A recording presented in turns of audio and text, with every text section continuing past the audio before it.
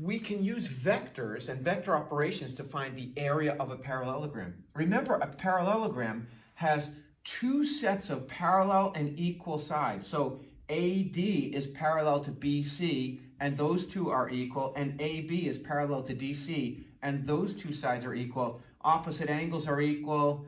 Then we have all sorts of rules about these two are going to be supplementary, etc., etc., etc. To find the area of this parallelogram, we'd say that's equal to, if this is the base here and this is the height, we'd say it's base times height. But we'd have to do a lot of trig. Well, not a lot of trig. We could certainly figure this out by using SOHCAHTOA if we dropped an altitude and we knew this angle. But this is one way to do the area of a parallelogram. It's just base times height. If I wanted the area of the triangle, I'd say base times height over 2, or 1/2 base times height. When I have vector u and vector v in space, when I find the cross product, I'm finding a vector that's mutually orthogonal to both u and v. If that's u cross v, there is v cross u. It's going to be on the other side. If I'm considering u cross v, the magnitude of u cross v, if I take the magnitude of that vector, I get the size of that vector. Remember way back when we started vectors, we talked about the parallelogram rule of adding vectors.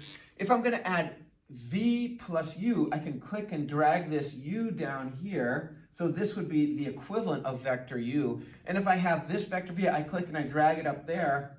We said that if we're going to add these tail to head, from tail of the first to head of the last, if I do this in the middle here, this would be u plus v or v plus u, no matter which way you slice it. We would get to this point here. Well, if I make a parallelogram with sides v and u, then I can consider this area, and here's our statement.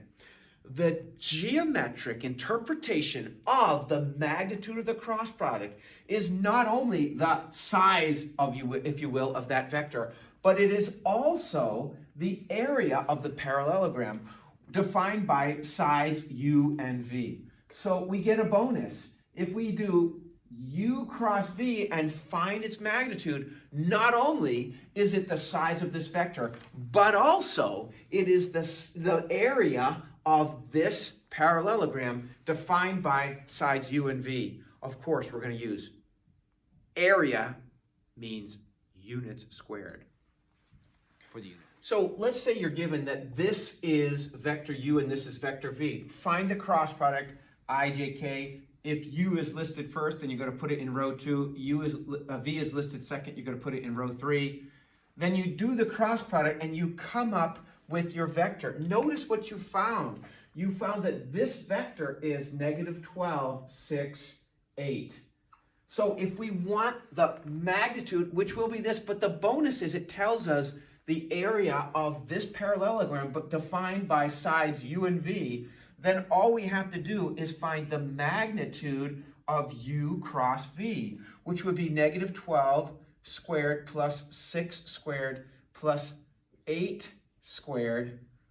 Take the square root, which would be 144 plus a combination of these was 100. So this will give us the square root of 244 units squared. And that is what this area is. I'm sure we could simplify that or use our calculator.